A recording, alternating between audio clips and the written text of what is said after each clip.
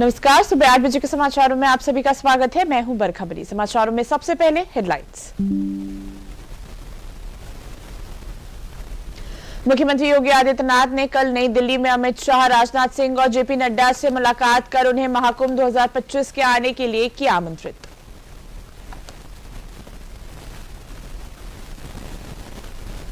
पूर्व प्रधानमंत्री डॉक्टर मनमोहन सिंह का कल दिल्ली के निगम बोध घाट पर पूर्ण राजकीय सम्मान के साथ अंतिम संस्कार कर दिया गया, लेकिन विपक्ष इस पर भी सियासत करने में लगा हुआ है।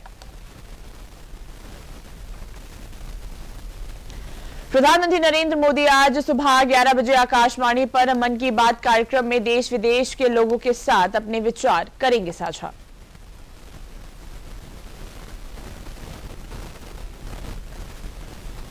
पीलीभीत के पुरनपुर में पुलिस के साथ मुठभेड़ में मारे गए खालिस्तान समर्थक आतंकवादियों के मामले में कुशासन ने मजिस्ट्रियल जांच शुरू कर दी है। जांच के लिए सिटी मजिस्ट्रेट को नामित किया गया है। महाकुंभ को आग से बचाने के लिए फायर सर्विस ने सभी तैयारियां पूर्ण कर ली है। फायर स्टेशन और चौकियां की गई हैं स्थापित। 2000 फायरमैन किए जा रहे हैं तैयार। और अब खबरें विस्तार से। प्रयागराज में होने वाले दिव्य महाकुंभ को लेकर तैयारियां जोरों से चल रही हैं। मुख्यमंत्री योगी आदित्यनाथ ने कल नई दिल्ली में केंद्रीय गृह मंत्री अमित शाह, रक्षा मंत्री राजनाथ सिंह और भाजपा के अध्यक्ष जेपी नड्डा सहित कई गणमान्य लोगों से मुलाकात की और उन्हें महाकुंभ मेला 2025 के लिए निमंत्रित किया। मुख्यमंत्री योगी आदित्यनाथ कल नई दिल्ली दौरे पर पहुंचे, जहां उन्होंने सर्वप्रथम उत्तर प्रदेश सदन में मिजोरम के राज्यपाल डॉक्टर जनरल सेवानिवृत्त वीके सिंह से शिष्टाचार भेंट की। इसके साथ मुख्यमंत्री ने पूर्व राष्ट्रपति रामनाथ कोविंद से उनके आवास पर जाकर शिष्टाचार भेंट की। इसके बाद उन्होंने केंद्रीय गृह मंत्री अमित शाह, भाजपा के अध्यक्ष जेपी नड्डा और रक्षा मंत्री राजनाथ सिंह से मुलाकात की। उत्तर प्रदेश सरकार अगले वर्ष होने वाले महाकुंभ को सफल बनाने के लिए विशेष तैयारी कर रही है। देश की सियासत में मनमोहन सिंह का कद दलगत राजनीति से कहीं ऊपर था, लेकिन जब उन्होंने इस दुनिया को अलविदा कहा तो विपक्ष उनके अंतिम संस्कार पर ही सियासत करने लगा। देखिए रिपोर्ट। वो विराट शख्सियत जिन्हें दुनिया उदारीकरण का नायक मानती थी, अब इस दुनिया को छोड़कर जा चुके हैं। उम्मीद थी कि हिंदुस्तान के सियासतदार भी दिवंगत सरदार के लिए उदार रहेंगे, लेकिन सियासत का दस्तूर ही अलग है। विपक्ष का सियासत अब सड़क से लेकर शमशान तक पहुंच गया है। जहां स्मारक बनता होता है वहीं तो अंतिम संस्कार किया जाता है। क्यों नहीं सरकार ने लगभग उसे 36 घंटे मिले? एक निर्णय क्यों नहीं लिया? जमीन है, रखी हुई है जमीन। लिखने का स्थिति आनी नहीं चाहिए थी। बिना सिटी लिखे हुए ही केंद्र सरकार खुद को आगे आकर ये फैसला करना चाहिए था। हम सच सम्मान इनका स्मारक न बनेगा, दाह संस्कार होगा, जैसे वाजपेयी का कैसे हुआ है।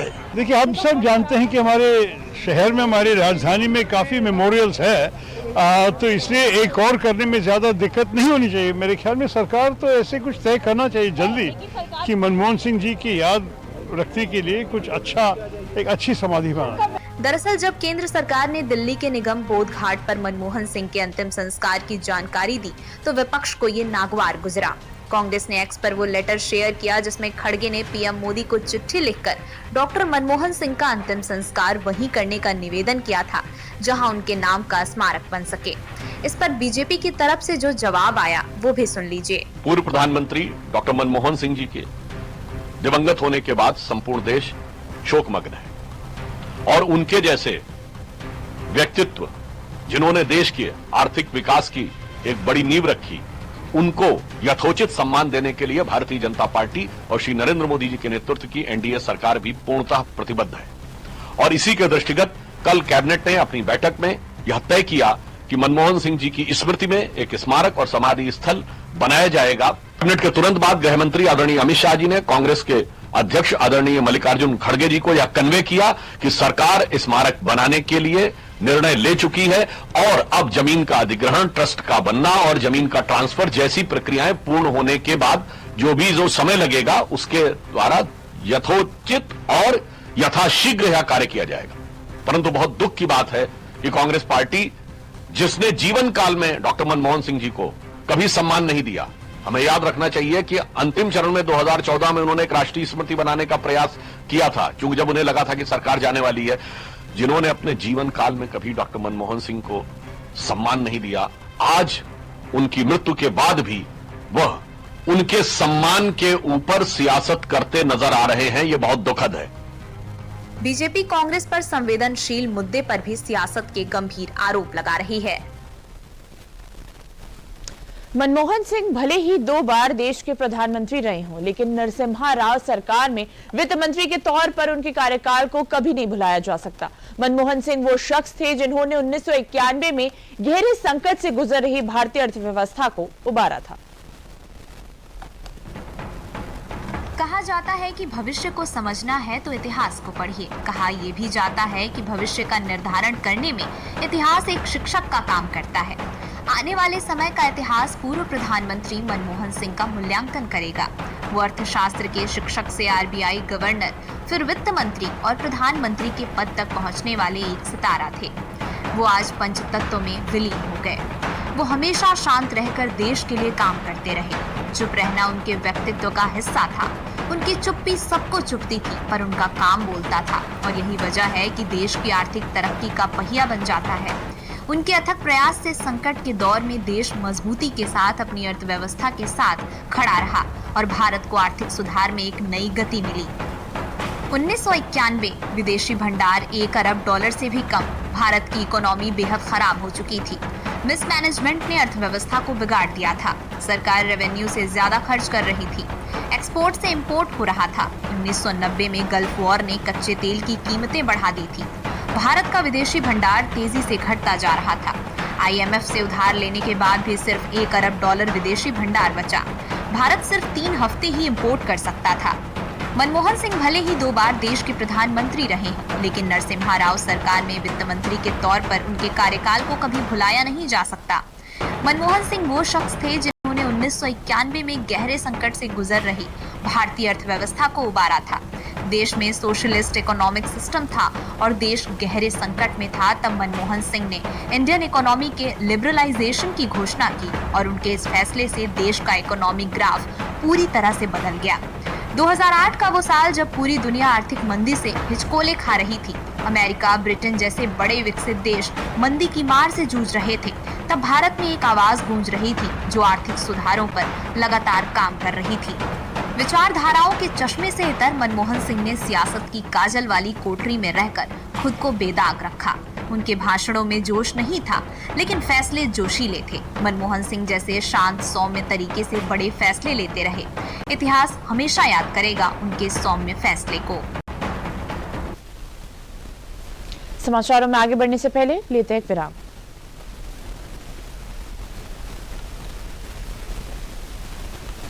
Happy birthday my dear. अरे ये क्या एप्सिलॉन? मेरी नई स्कूटी के लिए। ओए बनो सियानी, नहीं तो पैसों पे फिर जाएगा पानी। मतलब? सुनो, ऑनलाइन लर्निंग ऐप्स को जांच परख कर RBI अधिकृत बैंक NBFC से ही आप लोन लीजिए। अनधिकृत ऐप्स या अनजान लोगों से निजी जानकारी शेयर करना यानी धोखा। दादू बन गई सियानी। गिफ्ट नहीं खोलेंगे? RBI कहता है इनसे सुनिए। जानकार बनिए, सतर्क रहिए। समाचारों का रुख करते हैं। प्रधानमंत्री नरेंद्र मोदी आज सुबह 11 बजे अपने मासिक कार्यक्रम मन की बात के जरिए अपने विचार साझा करेंगे। ये कार्यक्रम की 117वीं कड़ी होगी। मन की बात का प्रसारण आकाशवाणी और दूरदर्शन के समूचे नेटवर्क आकाशवाणी समाचार वेबसाइट और news on AIR mobile app पर किया जाएगा। इसे आकाशवाणी समाचार, DD न्यूज, प्रधानमंत्री कार्यालय और सूचना एवं प्रसारण मंत्रालय के YouTube चैनल पर भी सीधा प्रसारित किया जाएगा। यूपी के वित्त मंत्री सुरेश कुमार खन्ना मुरादाबाद में तीर्थंकर महावीर यूनिवर्सिटी के दीक्षांत समारोह में मेधावियों को सम्मानित किया। उन्होंने कहा कि जीवन का असली उद्देश्य सेवा है और ये हमें अच्छे परिणाम दिलाएगा। उन्होंने प्रधानमंत्री मोदी के कार्यकाल की सराहना करते हुए कहा कि भारत आज आर्थिक रूप से दुनिया में 5वें स्थान पर है और चीन से पिछड़ा नहीं है। 2047 तक आत्मनिर्भर बनने के प्रधानमंत्री के नारे से देश तरक्की की राह पर है। असली उद्देश्य सेवा है और इसको जितना ज्यादा हम डेवलप करेंगे उतना ज्यादा हमारे जीवन में उसका परिणाम भी देखने को मिलेगा। दुनिया को हर मामले में कम्पीट कर सकते हैं और इसका उदाहरण हमारे प्रधानमंत्री जी ने पिछले 10-11 साल के अपने कार्यकाल में दिया है। ये मैं खास तौर से कहना चाहता हूँ। तो इसीलिए आज मैं कहना चाहता हूँ कि चाइना, बहुत लोग चाइना की वकालत करते हैं। आज हमारी स्थिति अगर 1980 को हम आधार वर्ष मान ले तो हम चाइना की आमदनी और हमारी आमदनी में कितना बड़ा फर्क है और हमने कितनी तरक्की की है और चाइना आज कहां पर पहुंच गया। लेकिन अगर अच्छाई कहीं घूरे पर से भी मिले तो उसको ले लेनी चाहिए। तो मैं खास तौर से आपको कहना चाहता हूं, आज हिंदुस्तान की इकोनॉमी 5वें नंबर पर है। हमसे ऊपर अमेरिका, चाइना, जापान और जर्मनी, ये चारों की इकोनॉमी हमसे ऊपर है और हमारी इकोनॉमी $3.93 ट्रिलियन की है। बहनों और भाइयों, ये बात मैं इसलिए कोट कर रहा हूं कि अगर नेतृत्व उत्साहजनक हो तो हमको बहुत आगे ले जा सकता है।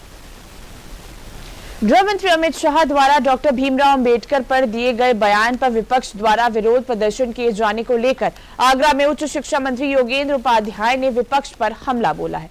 कैबिनेट मंत्री योगेंद्र उपाध्याय ने कहा कि विपक्ष का काम किसी भी बयान को तोड़ मड़ोड़ कर पेश करना है। उन्होंने कहा कि भाजपा के किसी भी नेता के दिल में डॉक्टर भीमराव अंबेडकर के प्रति असम्मान की कोई भावना नहीं है और भाजपा डॉक्टर भीमराव अंबेडकर को व्यवहारिक और सैद्धांतिक रूप से सम्मान देती है। काम किसी भी बयान को तोड़ मरोड़ के पेश करना है। अश्वत्थामा हतोवा नरोवा कुंजरोवा, तो आधी बात को खा जाता है आदि को।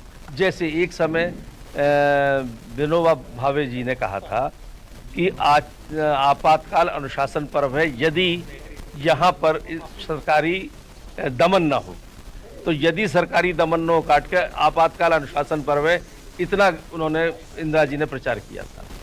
हमारे किसी भी नेता के दिल में उनके प्रति असम्मान की कोई भावना नहीं है, बल्कि जितना सम्मान व्यवहारिक रूप से, सैद्धांतिक रूप से भारतीय जनता पार्टी का कार्यकर्ता है, नेतृत्व करता है बाबा साहब के प्रति, उतना कोई नहीं करता। इस बात का जीता जागता उदाहरण है कि माननीय मोदी जी ने कितना उनके लिए बोला है, कितना उनके लिए किया है। जहाँ जहाँ बाबा साहब कहीं रुके हैं, कहीं पर पड़े हैं, कहीं पर ठहरे हैं, उनके स्मारक बनाए हैं। तो बाबा साहब के लिए तो जितना हम लोग कर सकते हैं उतना कम है। कृतज्ञ हैं बाबा साहब के, पूरा देश कृतज्ञ है। राम मंदिर निर्माण समिति के चेयरमैन नृपेंद्र मिश्र अयोध्या में राम मंदिर निर्माण को लेकर नृपेंद्र मिश्र ने मीडिया से बातचीत करते हुए बताया कि राम मंदिर में बन रहे अन्य मंदिरों को लेकर तिथि तय की जाएगी कि कौन से मंदिर कब तक बनकर तैयार हो जाएंगे। राम मंदिर में बन रहे लगभग 1 किलोमीटर परकोटे में 8,40,000 क्यूबिक फीट पत्थर लगने हैं, जिनमें लगभग 3 लाख क्यूबिक फीट पत्थर लगने के लिए अवशेष रह गए हैं। राम मंदिर निर्माण की प्रगति पहले से अच्छी हुई है। उम्मीद है कि जून 2025 तक परकोटा का निर्माण कर लेंगे। इस परकोटे में 6 मंदिर भी बन रहे हैं। आज हम तिथियों का निर्धारण करेंगे कि किस सप्ताह में, माह के किस सप्ताह तक अलग अलग निर्माण कार्य पूर्ण हो सकेगा।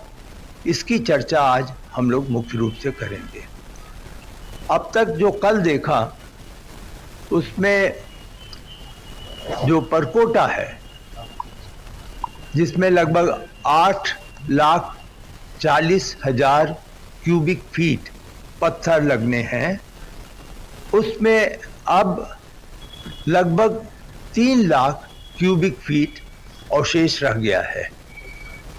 यह प्रगति निश्चित रूप से पहले से अच्छी हुई है और इससे आशा जागी है कि हम जून 2025 तक परकोटा, जो लगभग 1 किलोमीटर आप जानते ही हैं, उसमें 6 मंदिर हैं, उसे हम लोग पूर्ण कर सकेंगे।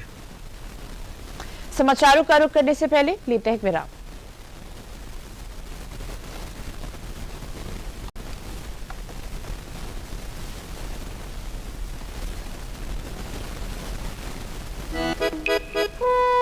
हर घर के खाने की शान, खुशबूदार बैद्यनाथ गाय का देसी घी, शुद्ध भी स्वादिष्ट भी।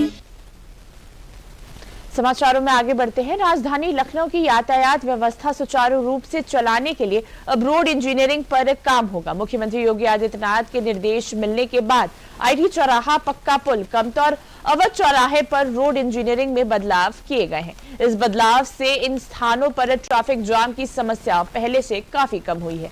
लखनऊ यातायात पुलिस अत्याधुनिक कैमरों के जरिए यातायात का पालन नहीं करने वालों पर लगातार कार्रवाई भी कर रही है। वहीं 31 दिसंबर और 1 जनवरी को भीड़ बढ़ने की आशंका के मद्देनजर शहर के कई इलाकों में रूट डायवर्जन की तैयारी की गई है। अभी हमने कुछ जगह पर जो रोड इंजीनियरिंग में थोड़े बदलाव किए हैं, जैसे आईटी चौराहा पर और पक्का पुल पर और कमता चौराहा पर और अवध चौराहा पर, इस तरीके के कई सारे जगह पर आपने कुछ रोड इंजीनियरिंग में कुछ बदलाव देखे होंगे। हमारा प्रयास ये है कि सभी जगहों को रोड इंजीनियरिंग में थोड़े थोड़े बदलाव करके जो हम अपने स्तर से कर सकते हैं। इसके अलावा हमने पॉइंट्स आइडेंटिफाई किए हैं जहाँ पर हमें रिक्वायरमेंट है इजी ट्रैफिक चलाने के लिए, लेफ्ट हैंड रोड फ्री कराने के लिए, और कुछ छोटे छोटे रोड इंजीनियरिंग के बदलाव के बाद हम अच्छा ट्रैफिक चला पाएंगे। उसके लिए हमने विशद बृहद योजना तैयार करी है और उसके आधार पर हम लोग आगे कार्रवाई कर रहे हैं। कानपुर नगर में मदरसे की आड़ में डिजिटल अरेस्ट समेत अन्य साइबर ठगी के रुपए खाते में मांगने वाले मौलाना और उनके गैंग के साथी को पुलिस ने गिरफ्तार किया है।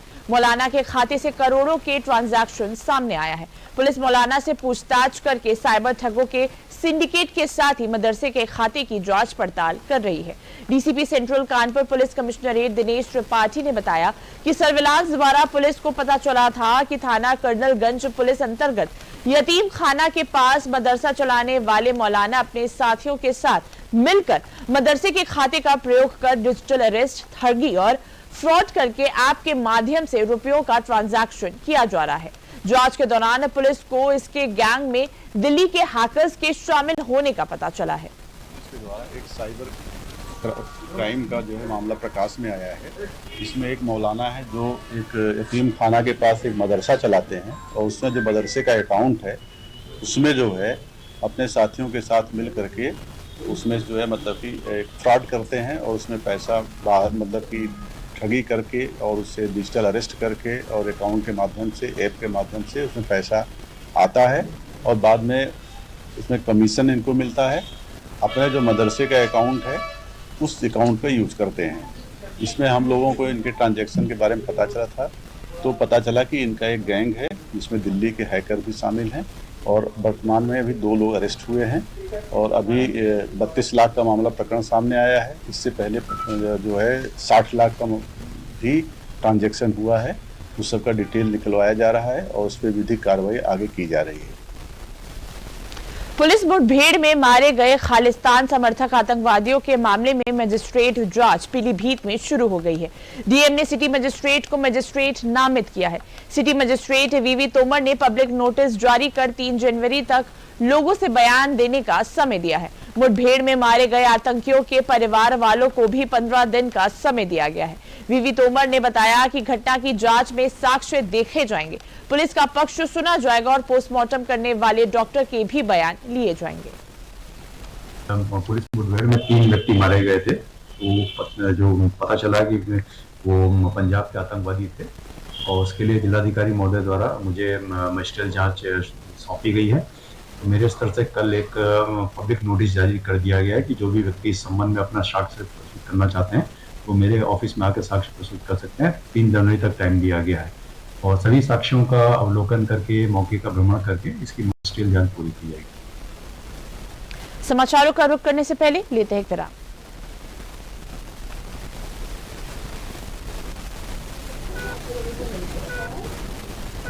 अब तो विश्वास हुआ, prevention is better than cure. Immunity strong होगी तभी तो बीमारियों से फाइट होगी। रहना है फिट तो लीजिए बैद्यनाथ का शुगर फ्री च्यवनप्राश। च्यवनफिट 36 से भी ज्यादा दुर्लभ जड़ी बूटियों से बना हर उम्र हर एक के लिए एक भरोसेमंद च्यवनप्राश। समाचारों का रुख करते हैं। महाकुंभ नगर में कुंभ मेले की बसावट पूरी हो चुकी है और पंडाल बनाए जा रहे हैं। सभी कैंपों में खाना गैस सिलेंडरों पर तैयार होगा और सुरक्षा के लिए फायर ब्रिगेड पूरी तरह मुस्तैद है। फायर सर्विस के डीजी अविनाश चंद्र ने बताया कि पूरे मामले में फायर स्टेशन और चौकियां स्थापित की गई हैं। 2000 फायरमैन तैनात हैं और टोल फ्री नंबर 1920 और 112 पर सूचना मिलने पर 2 से 3 मिनट में घटनास्थल पर पहुंचा जाएगा। देखिए, क्योंकि उस समय एक्सट्रीम कोल्ड क्लाइमेटिक कंडीशन रहेंगी, अत्यधिक ठंडक पड़ेगी और पूरा मेला टेंट सिटी में रहता है, तो फायर से सेंसिटिविटी बहुत ही ज़्यादा है। फायर प्रिवेंशन के ऊपर मैक्सिमम ख्याल किया जा रहा है। लोगों को जा करके सोशल मीडिया के माध्यम से, पैम्फलेट पोस्टर के माध्यम से लोगों को अवेयर किया जा रहा है क्या उनको करना चाहिए, क्या नहीं करना चाहिए, और अगर आग लगती है तो कैसे जो मौके पे है वो उसको स्थानीय संसाधनों से यथा पानी, मिट्टी, बालू, कंबल से उसको बुझा सकता है। और ये दोनों काम अगर ना कर पाए तो 19-20 नंबर पे और 112 नंबर पे सूचना करके फायर डिपार्टमेंट को बुला ले। फायर डिपार्टमेंट ने पूरे मेला क्षेत्र में 50 फायर स्टेशन, 20 चौकियाँ बना रखी हैं, 350 नई गाड़ियाँ और 2000 फायरमैन और हर स्तर के अधिकारी यहाँ पे डिप्लॉय हैं। महाकुंभ नगर में इस बार अखाड़ों के धार्मिक आयोजन भक्ति और आध्यात्म से भरपूर है। सन्यासी अखाड़ों के बाद तीनों वैष्णव अखाड़ों ने भी अपनी धर्म ध्वजा स्थापित की। यह आयोजन सेक्टर 20 के त्रिवेणी मार्ग पर स्थित शिविरों में हुए, जहां श्री पंच निर्मोही अनी अखाड़ा, श्री पंच निर्वाणी अनी अखाड़ा और श्री पंच दिगंबर अनी अखाड़ा ने अपनी अपनी धर्म ध्वजा की स्थापित की। इस आयोजन के बाद महाकुंभ के विभिन्न धार्मिक अनुष्ठान शुरू हो गए हैं और तीनों अखाड़ों के इष्ट देव भगवान हनुमान जी की ध्वजा अब इन अखाड़ों में शान से फहरेगी। धर्म ध्वजा लगाने का ये महत्व है कि हनुमान जी महाराज का साक्षात अपना यहाँ पर प्रतिष्ठा हो गया और हनुमान जी महाराज साक्षात यहाँ विराज गए। अब आज से हनुमान जी महाराज का आरती, पूजा, भोग, राग अपना यहाँ से चलेगा। पहले तो मैं मंगल कामना करता हूँ और पूरी दुनिया में रहने वाले सनातनी राम भक्त कुंभ में जरूर आए और कुंभ का दर्शन करके अपने जीवन को धन्य करें। हम लोग शुभारंभ में भूमि पूजन से शुभारंभ किया, पूरी छावनी बन के तैयार हो गई। अब आज धर्म ध्वजा की स्थापना की गई। हनुमान जी के निशान के प्रतीक रूप में हमारी धर्म ध्वजा है, जिसमें पूजन अनुष्ठान करके, मंत्रोच्चारण करके, उसमें उस ध्वजा को अभिमंत्रित करके हनुमान जी का स्थापित करके और ध्वजा की पूजन किया गया। आज निर्वाणी में शुभारंभ हुआ। ये जो धर्म ध्वजा लगा है, धर्म ध्वजा हनुमान जी का ध्वजा, इस पर हनुमान जी स्थापित हैं, विराजमान हैं। जहाँ हनुमान जी रहते हैं वहाँ धर्म की सुरक्षा निश्चित है, वो कोई वहाँ अधर्म नहीं होगा। ये धर्म ध्वजा स्थापित किया गया है और आज से ये संदेश दिया जा रहा है सब लोग धर्म से जुड़े। धर्म क्या है? धार्यति इति धर्मः, शास्त्रानुकूल व्यवहारो धर्मः, तत्प्रतिकूलस्तु अधर्मः। शास्त्र के अनुसार व्यवहार करना ही धर्म है। आरएसएस के अवध प्रांत के पूर्व प्रांत प्रचारक प्रभु नारायण श्रीवास्तव का कल लखनऊ में अमृत महोत्सव मनाया गया। इस अवसर पर उनके जीवन एवं कार्यों पर आधारित एक पुस्तक का विमोचन किया गया। इस अवसर पर संघ के अखिल भारतीय प्रचार प्रमुख स्वांत रंजन, प्रांत प्रचारक कौशल जी, विधान परिषद सदस्य अवनीश सिंह, सूचना आयुक्त दिलीप अग्निहोत्री सहित अन्य गणमान्य लोग भी उपस्थित थे।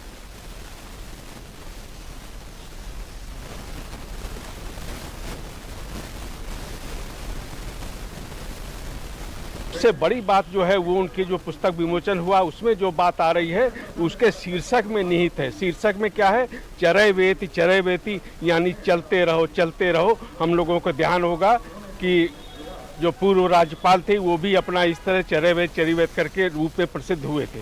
तो चरयवेद ये इन्होंने उपनिषद का जो वाक्य है अपने जीवन में उतारा है। मैंने इनको बहुत पहले से देखा है कि सेवा में रहते हुए भी इस समाज कार्य में लगातार सक्रिय रहे हैं और जैसा बताया गया वो पुस्तक में भी उल्लेख है। और अनेक जो समाज के कार्य है, समरसता का कार्य है, राष्ट्र जागरण का कार्य है, सांस्कृतिक राष्ट्रवाद का कार्य है, श्री राम मंदिर के निर्माण का कार्य है, इन सब में वो बढ़ चढ़ के हिस्सा लेते रहे। और उन्होंने नर सेवा, नारायण सेवा पूरा एक संगठन बनाया है जो गरीब बच्चों के लिए काम करता है।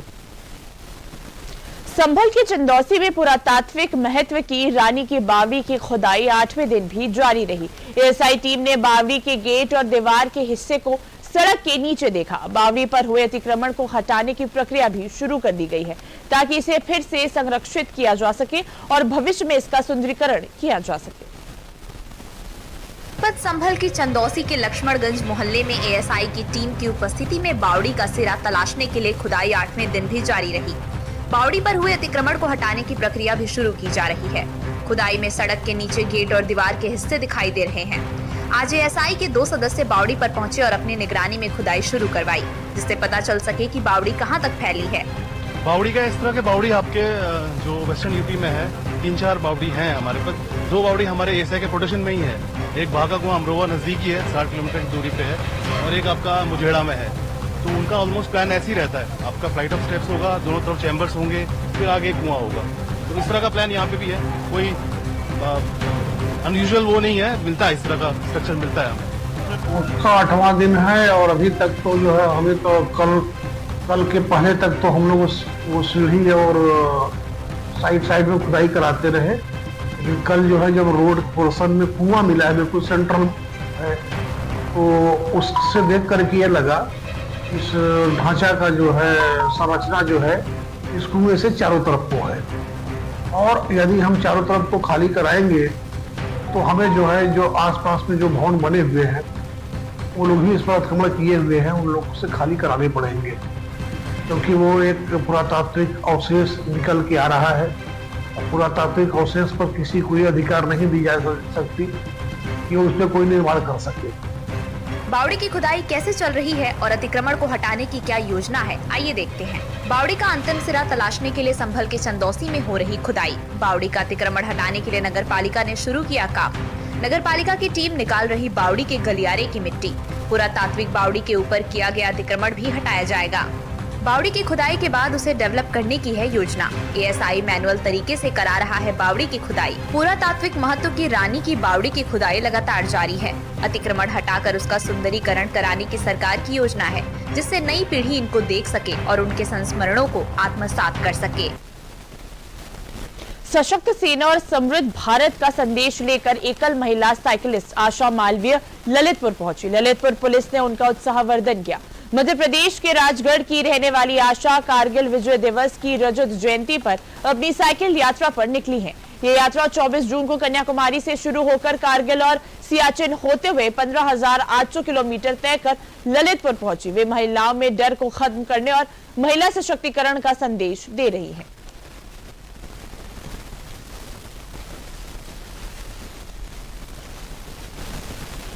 मेरा नाम आशा मालवी है। मैं मध्य प्रदेश के राजगढ़ डिस्ट्रिक्ट से हूँ और मैं इस यात्रा को 24 जून को कन्याकुमारी से शुरू की थी।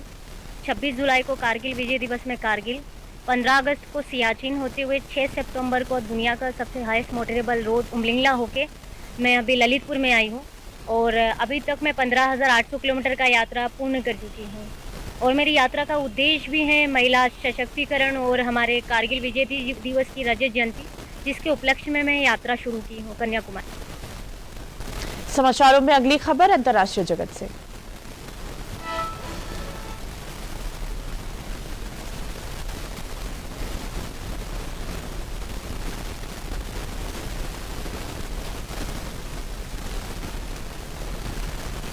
दक्षिण कोरिया के मुआन अंतर्राष्ट्रीय हवाई अड्डे पर जेजू एयर का विमान लैंडिंग के दौरान दुर्घटनाग्रस्त हो गया। अधिकारियों के अनुसार इस हादसे में 28 लोगों के मारे जाने की खबर है। इस विमान में 175 यात्री के अलावा 6 क्रू मेंबर सवार थे। यही यात्री विमान मुआन हवाई अड्डे पर रनवे पर फिसलते हुए 4 दीवारी से टकरा गया। ये दुर्घटना आज सुबह 9:60 पर हुई। साउथ जेबला प्रांत में स्थित मुआन अंतर्राष्ट्रीय हवाई अड्डा राजधानी सियोल से 288 किलोमीटर की दूरी पर स्थित है। ये विमान बैंकॉक से वापस आ रहा था। अधिकारी दुर्घटना के वास्तविक कारण का पता लगाने के लिए घटनास्थल की जांच कर रहे हैं और बचाव कार्य भी जारी है। समाचारों में अभी के लिए बस इतना ही। मुझे दीजिए इजाजत। नमस्कार।